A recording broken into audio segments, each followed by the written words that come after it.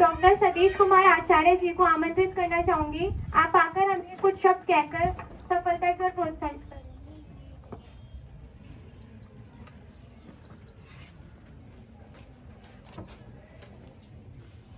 एक बार पीछे कुछ बच्चे नींद निकालने की स्थिति में आ रहे हैं।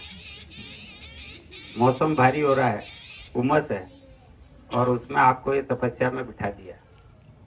एक बार जोर से भारत माता की वंदे मातरम। नींद खुल गई। सबसे पहले तो ये जो सम्मान मुझे प्रदान किया है, पगड़ी हमारे समाज में, हमारी सनातन संस्कृति में सबसे बड़ा सम्मान होता है। तो उस क्षेत्र से आया हूं जहां मेवाड़ कहलाता है, पगड़ी के सम्मान के लिए विश्व में जाना जाता है। पर क्षमा चाहूंगा मैं संस्था प्रधान और जिन लोगों के स्नेह को कि कुछ बोलना है और थोड़ा फ्री स्टाइल में बोलना है, आप लोगों के बीच में बोलना है, इसलिए एक बार इसको उतारने की इजाजत चाहूंगा। दिल के करीब रखे ऐसे पुष्प जो आप हैं, उनको भी एक बार उतारेंगे तो आपसे बातचीत और संवाद में थोड़ी सी सुविधा रहेगी। ठीक है?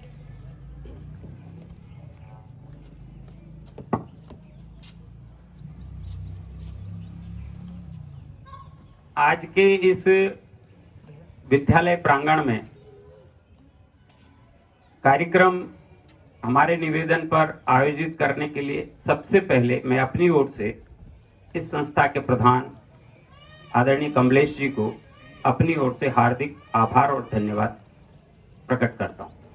हमारे बीच में एक बुजुर्ग जिन्होंने हमें आशीर्वचन दिया, बुजुर्ग घर में उस बरगद के पेड़ के जैसे होते हैं जो पूरी क्षेत्र की सेवा करते हैं। ऐसे सेवाभावी उद्यमी, और जो मेरे से पहले यहां बोल रहे थे, उन्होंने मेरा सारा काम कर दिया। आदरणीय यादव साहब युवा हैं और हर चीज से अपडेट है। जो मुझे कहना है वही आपको कहा है, तो मेरा आधा काम तो हो गया। अब उसको कैसे कैसे, थोड़ा सा भूगोल विषय है मेरा, शिक्षक हूं, विद्यालय महाविद्यालय थोड़ा सा अंतर ही होता है। अभी हम 9वीं कक्षा के कितने विद्यार्थी, एक बार हाथ खड़ा करें। ठीक। 10वीं, बढ़िया। 11वीं,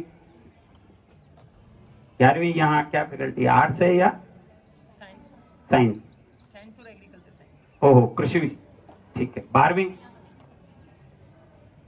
लड़कियां भी एग्रीकल्चर में है क्या? 12वीं विज्ञान कृषि संकाय गर्ल्स सेक्शन। वो पीछे वाले कंफ्यूज हो रहे हैं। हाँ, बढ़िया। तो जहां भाई साहब ने बात छोड़ी है वहीं से शुरू कर रहा हूं मैं। अभी पूरे भारतवर्ष में 12 संगठन जो सामाजिक हैं, जो आर्थिक हैं, जो शैक्षिक हैं, ये संगठन पूरे भारतवर्ष में स्वावलंबी भारत अभियान, ये एक बड़ा अभियान चलाया जा रहा है। क्यों चला रहे हैं उसकी पृष्ठभूमि यादव साहब ने बताई आपको, कि हम नौकरियों के पीछे दौड़ रहे हैं और नौकरियां मिल नहीं रही है। अब मोटा मोटा कुछ आंकड़ों का खेल है, कुछ पीछे की पृष्ठभूमि में हमको देखना पड़ेगा, और जिसको हम देश की अर्थव्यवस्था कहते हैं, उस अर्थव्यवस्था का जो पैमाना जिसे हम जीडीपी कहते हैं, उन सब चीजों के साथ विश्व के साथ कंपीट करना है। और एक बहुत ही बड़ा सपना यादव साहब ने जो शब्द काम में लिया, वो है भारत को पुनः विश्व गुरु के रूप में स्थापित करना। तो थोड़ा सा पीछे इतिहास देखना पड़ेगा हमें। आज हमारी ऐसी स्थिति क्यों हुई,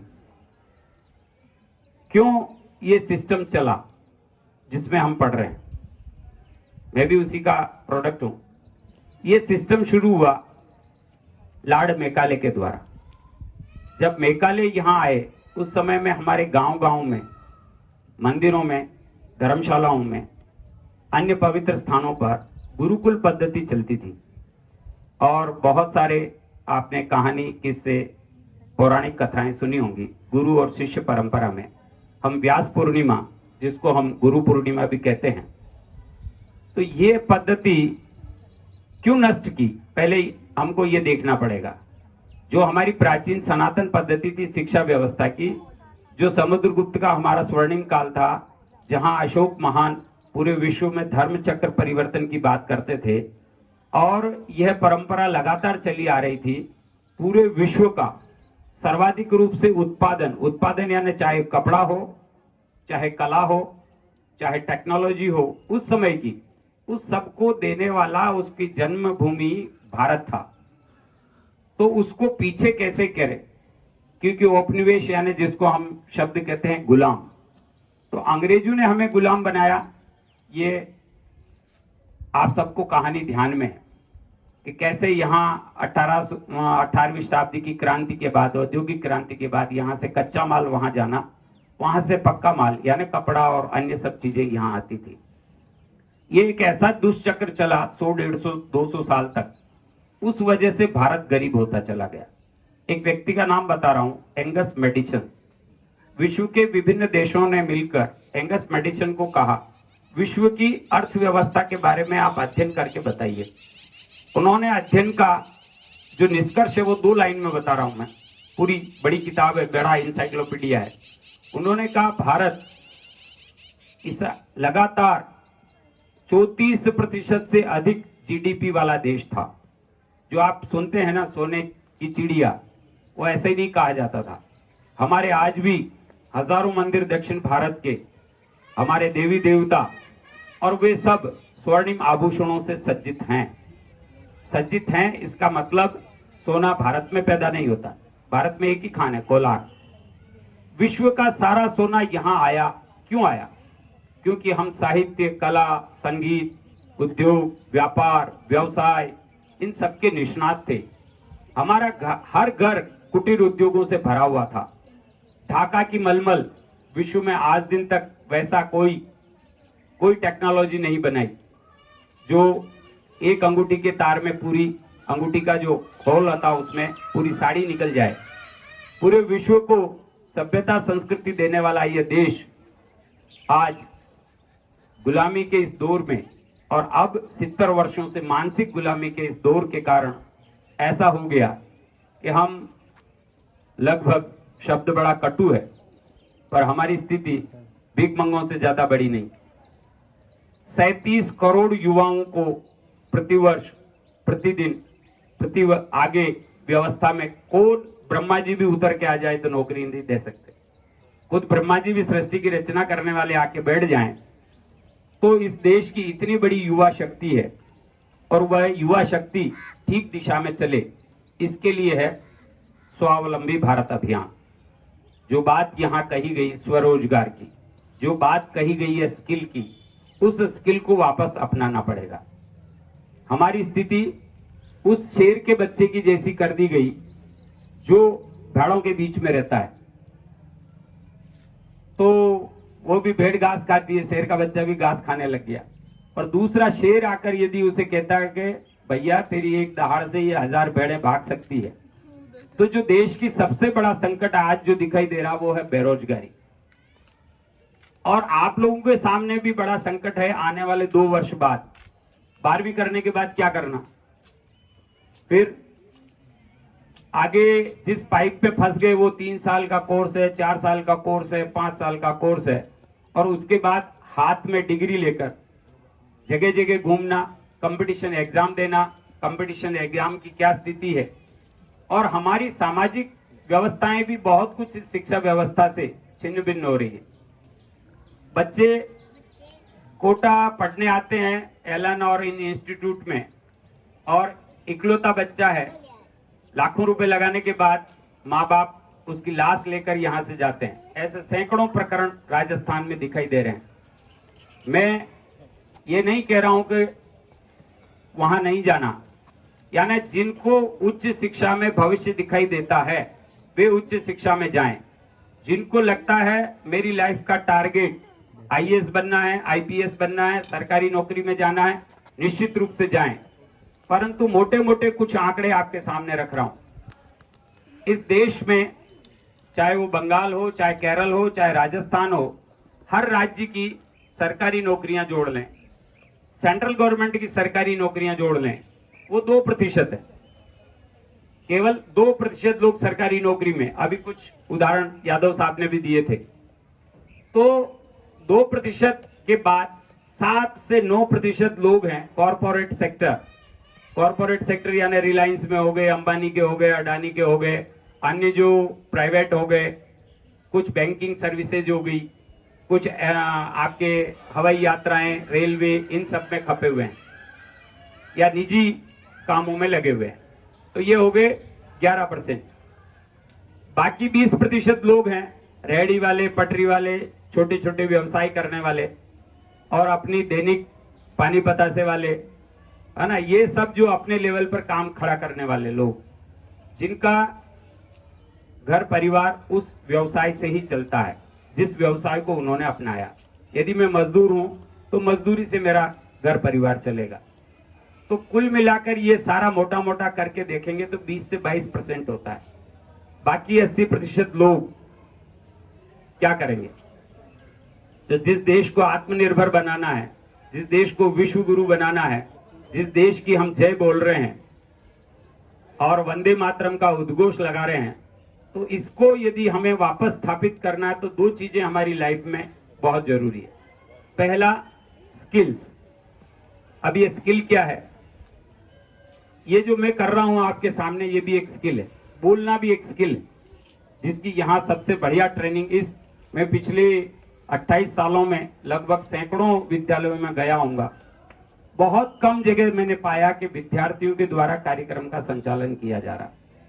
विद्यार्थी ही इस सब चीज को कवर कर रहे हैं। तो इसके लिए तो इस विद्यालय को बहुत बहुत बधाई कि स्किल है ये। नहीं तो मैंने देखा है बीए, बीएड, एमएड करने के बाद भी, टीचर बनने के बाद भी उसका जो है ना, ऊपर का भाग अलग कांप रहा होता है, नीचे का भाग अलग कांप रहा होता है। वो जो शिक्षक का काम ही संवाद करने का है। तो ये स्किल्स है। ड्राइंग की बात आई थी यहाँ, चित्रकला बहुत बड़ी स्किल है, मूर्ति कला बहुत बड़ी स्किल है, मटके बनाना स्किल है, दीपक बनाना स्किल है, बाल काटना स्किल है। ये आप सब शायद आप लोगों को ध्यान में नहीं है, इसलिए याद दिला रहा हूं, और ध्यान में है तो भूल गए। तो हम यदि किसी व्यवसाय को छोटा समझेंगे, हीन समझेंगे, ये क्यों आया? ये वहीं से वापस कहानी शुरू होती है, लॉर्ड मैकाले। और आप और हम किसी को सम्मान सूचक शब्द देते हैं तो क्या कहने लग गए आजकल? क्या बोलते हैं? बाबूजी बोलते हैं ना, है ना, बाबूजी। तो ये बाबू शब्द जो है गढ़ा गया। अफ्रीका में सबसे कुरूप बंदर होता है, उसका नाम है बैबून। और अंग्रेज हमको सीधी गाली नहीं दे सकते थे, इसलिए उन्होंने बैबून से बाबूजी बना दिया। और हम इतने उसको गौरव के साथ अपने पिताजी को बाबूजी कहने लग गए। हमको यही खबर नहीं है कि कहां से इसकी उत्पत्ति हुई, क्या हुआ। क्योंकि उनको यहाँ इस देश को चलाने के लिए बाबू चाहिए थे, इसलिए उन्होंने 2-4 जो अंग्रेजी में गिट पिट कर ले, हाय, हेलो, गुड मॉर्निंग, इस तरह के लोगों को जानबूझकर समाज में उपाधि देकर स्थापित किया। सर, है ना, सर रविन्द्रनाथ टैगोर, इस तरह के और भी बहुत सारे लोग होंगे, उनको जानबूझकर इस समाज में स्थापित किया कि जो धोती कुर्ता पहनता है, जो चोटी रखता है, जो सनातन पद्धति से गुरुकुल चलाता है, उसको यह हीन दिखे। और जो ये जो अंग्रेजी से पैदा हुए बाबू थे, वो धीरे धीरे बाबू क्या बनते गए? कलेक्टर। मेरे घर में जब झाड़ू निकालते हैं तो एक हाथ में मेरी श्रीमती जी एक चीज पकड़ती है। मैंने पूछा इसका नाम क्या? बोले डस्ट कलेक्टर। कलेक्टर यानी इकट्ठा करने वाला। अंग्रेजों को राजस्व इकट्ठा करना था। और हम इतने बेवकूफ हैं कि अब बाद में जो हमारे देश का पढ़ा लिखा नौजवान है, जो सिविल सर्विसेज की तैयारी कर रहा है, वो कॉस्टिंग कर रहा है, और उसका नाम क्या लिखते हैं? जिलाधीश। राज्य सरकार का वेतन पाने वाला, जनता का सेवक, जिला का अधीश हो गया, यानी लाखों जनता का अधीश हो गया। ये जो सारे मिसकॉन्सेप्ट जो हमारे चले हैं उस मिसकॉन्सेप्ट को ठीक करने के लिए नई शिक्षा नीति भी आ रही है और नई शिक्षा नीति का परिणाम अगले 10, 15, 20 साल बाद दिखाई देगा। जब बच्चे आएंगे, स्किल्स डेवलप होगी, फिर देश आगे बढ़ेगा। क्या इतना इंतजार नहीं करना। तो उसके लिए आज से ही, अभी से ही आप अपने आप को टटोलिए। आपको सबसे ज्यादा कौन अच्छा जानता है? आपका फ्रेंड नहीं, आपके माता पिता नहीं, आपके टीचर नहीं। आपको सबसे अच्छा कोई जानता है तो आप खुद हैं।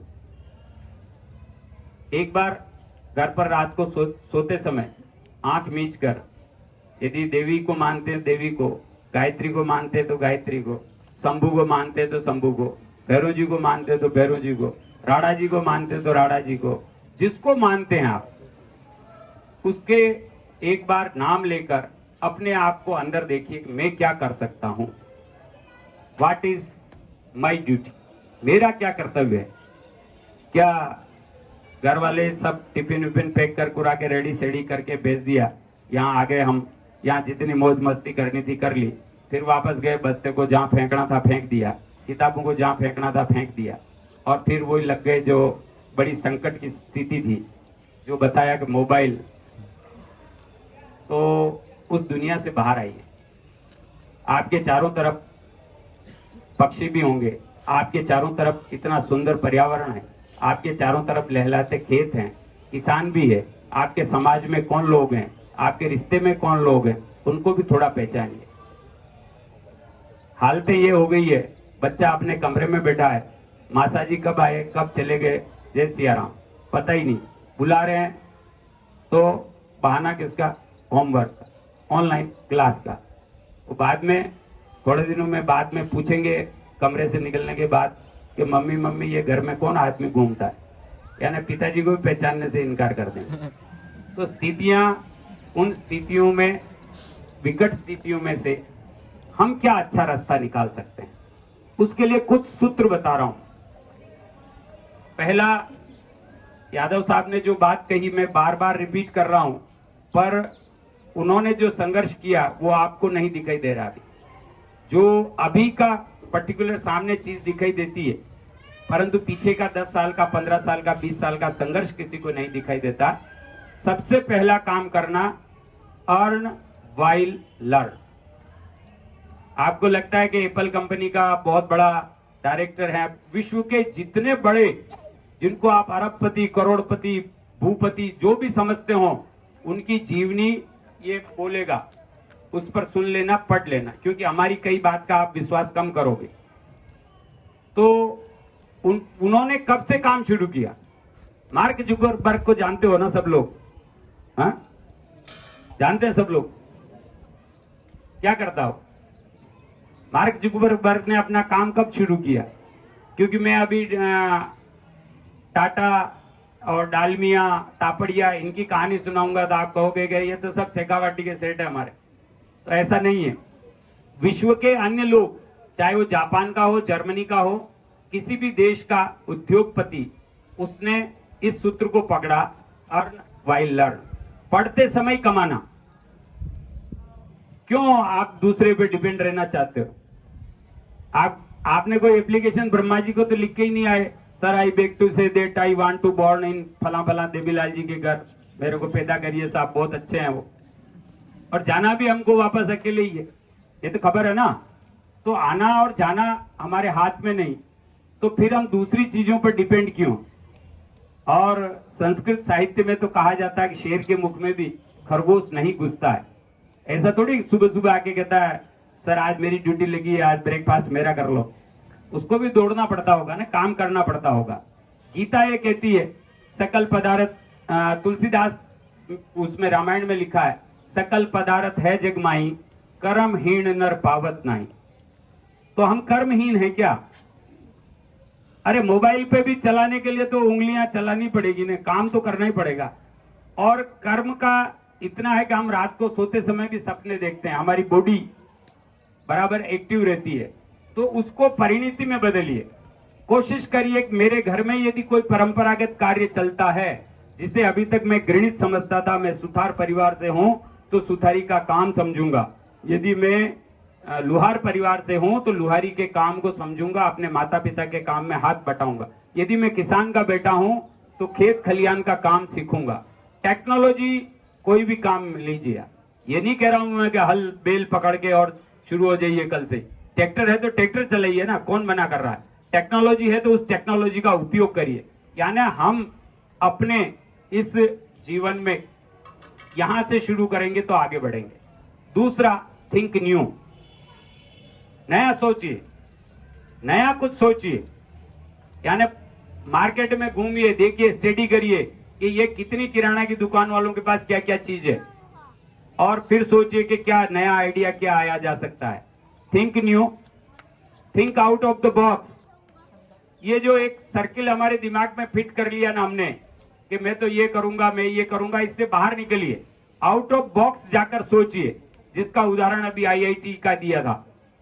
बोट नाम का वो एक बनाता है अनार के उसे प्रोडक्शन से।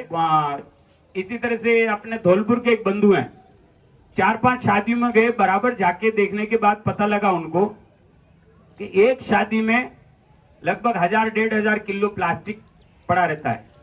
ग्लास भी प्लास्टिक की, दोने भी प्लास्टिक के, पत्तल भी प्लास्टिक की, और उससे खाकर गायें भी मर रही है, अन्य जानवर भी मर रहे हैं। और प्लास्टिक ऐसा है कि हजारों साल तक इस धरती को प्रदूषित करेगा, पानी को प्रदूषित करेगा। तो धौलपुर में उन्होंने ऐसे बनाना शुरू किया मिट्टी से बर्तन, और वे उसके सब्स्टिट्यूट के रूप में उपलब्ध हैं। यानी प्लास्टिक मुक्त शादियों की ओर हमें बढ़ना होगा। तो ये सब चीजें जो चाहे पर्यावरण से संबंधित हो, चाहे हमारे समाज से जुड़ी हुई हो, ये सब घूम फिरकर देश और रोजगार से ही जुड़ती है। तो think new, think out of box, think big, कुछ बड़ा करिए। जैसा सर ने कहा था, फेल्योर होगा, समस्या आएगी, परेशानियां आएगी, रोजगार कहां मिलेगा, कौन सा बैंक क्या योजनाएं देता है। राजस्थान सरकार, केंद्र सरकार की लगभग 450 योजनाएं हैं स्वरोजगार पर, जिसमें 1 लाख से लेकर 25 लाख तक का लोन मिलता है। एमएसएमई सेक्टर बोलते हैं इसे। और वे लोन आप चुकाइए, और कुछ स्वयं सहायता समूह बनाइए। कुछ महिलाएं हैं गांव में, कुछ ऐसा हुनर जानती है जो जानते हैं ना, अभी वो एक रूमा देवी का नाम सुना होगा आपने, गांव में महिलाओं से काम करवाने के लिए। तो ऐसे कुछ काम हमारे बच्चे करेंगे, तब ये देश वापस आत्मनिर्भर बनेगा और स्वरोजगार की ओर बढ़ेंगे। तो हमारा विकास होगा, हमारे परिवार की आर्थिक स्थिति सुधरेगी, तो निश्चित रूप से देश की स्थिति सुधरेगी। श्री राम शर्मा का एक कथन है, हम सुधरेंगे, युग सुधरेगा। दूसरा, समाज में किसी से बात करो तो सब कहते हैं भाई साहब देश को बहुत जरूरत है नेताजी सुभाष चंद्र बोस की। तो नेताजी सुभाष चंद्र बोस ने तो नारा लगाया, तुम मुझे खून दो मैं तुम्हें आजादी दूंगा। और आज नेताजी आके कहे कि तुम मुझे खून दो मैं तुम्हें आजादी दूंगा, तो सब भाग जाएंगे यहाँ। तो ये स्थिति नहीं होनी चाहिए।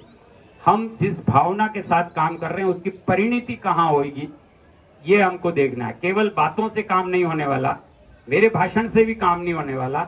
मैं केवल आपको मोटिवेट करने आया हूं, मैं आपको खाली जगाने आया हूं कि भेड़ों में घूमते हुए तुम वो शेर हो जो दहाड़ोगे तो पूरी दुनिया देखेगी कि भारत का ये 37 करोड़ युवा स्वरोजगार और स्वावलंबन की ओर आगे बढ़ता है। तो ये देश कितना तेजी के साथ, और यदि हम आगे बढ़ रहे हैं तो किसी अन्य देश पर कब्जा करने के लिए नहीं बढ़ रहे हैं। यदि ये देश आत्मनिर्भर हो रहा है किसी भी क्षेत्र में, तो हम किसी अन्य देश पर धाक जमाने के लिए नहीं बढ़ रहे हैं। हम सर्वे भवन्तु सुखिन की बात करने वाले लोग हैं, उसी परंपरा का निर्वहन करते हुए, परंतु हम दबेंगे नहीं, झुकेंगे नहीं, और पूरे विश्व के साथ आंख से आंख मिलाकर बात करेंगे।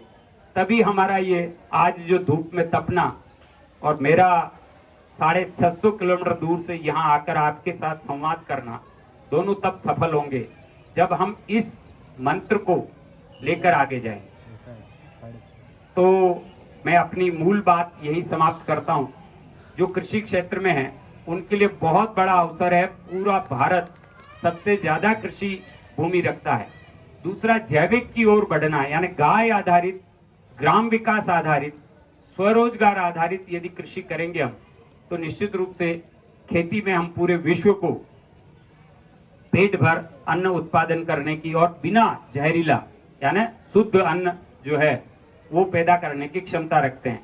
तो आप जिस क्षेत्र में चाहें अपनी योग्यता क्षमता के आधार पर अपना स्वरोजगार तलाश करें, और यदि जिनको नौकरी में ही जाना है तो फिर नौकरी का कंपटीशन आपको पता है। दिल्ली में एक कॉलेज था पिछले साल, वहां फर्स्ट ईयर में एडमिशन की कट ऑफ 99.9 पे बंद हो गई, 99.9 पे। तो यदि हमारी ऐसी कैपेसिटी है तो उसमें जरूर जाना चाहिए। ऐसा नहीं है कि सरकारी नौकरियों में नहीं जाना, परंतु अधिकांश लोग यदि हम स्वरोजगार को अपनाएंगे तो निश्चित रूप से आगे बढ़ेंगे।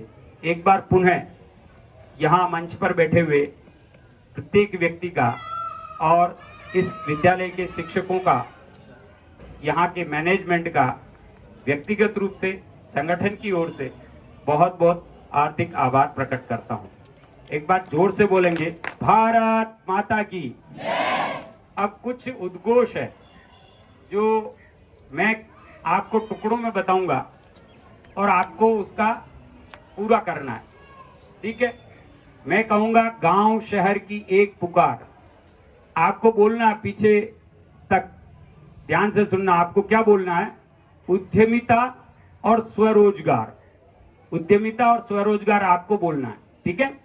गांव शहर की एक पुकार, आवाज कम है, इसका मतलब उद्यमिता आपको ठीक नहीं लग रही है। यह नया शब्द है हिंदी का, गांव शहर की एक पुकार। ये दो ही ये सूत्र भारत के आर्थिक विकास के और भारत को आगे बढ़ाने के। एक गीत की कुछ पंक्तियां और खुलकर गीत गाइए, पूरे गांव को पता लगना चाहिए कि आज यहाँ विद्यालय में एक बड़ा कार्यक्रम संपादित हो रहा है, और ये गीत के भाव के साथ चलने की कोशिश करेंगे, क्योंकि गीत हमारी संस्कृति का अंग है। हमारे घर परिवारों में, शादी ब्याहों में बिना गीत के कोई काम चलता नहीं है। तो गीत आनंद के लिए होता है और भाव जागरण का काम करता है। तो उसके शब्द और लय पकड़ने का प्रयास करें। आधी पंक्ति के बाद आपको दोहराना, ठीक है। कलियां सुमन सुगंधों वाला, आपको बोलना है। मैं माइक बंद कर देता हूं ताकि पता लगे कि क्या आपकी आवाज कितनी